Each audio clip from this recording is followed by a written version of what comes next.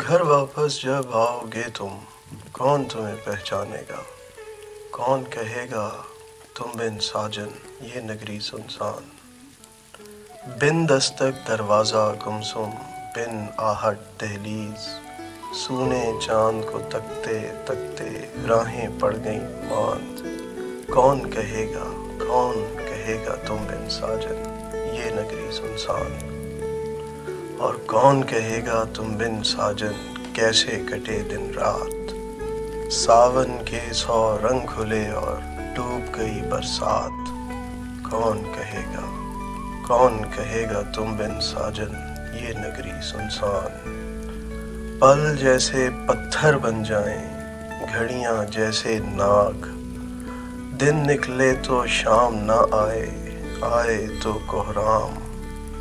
گھر واپس جب آؤ گے تم، کیا دیکھو کیا پاؤ گے تم؟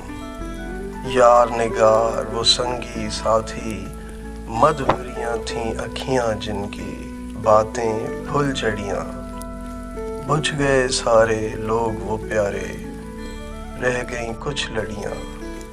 کون کہے گا، کون کہے گا تم بن ساجن یہ نگری سنسان؟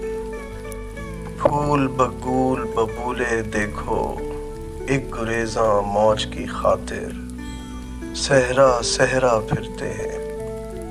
تم بھی پھرو درویش صفت اب، رقصاں رقصاں حیراں حیراں۔ لوٹ کے اب کیا آؤ گے اور کیا پاؤ گے؟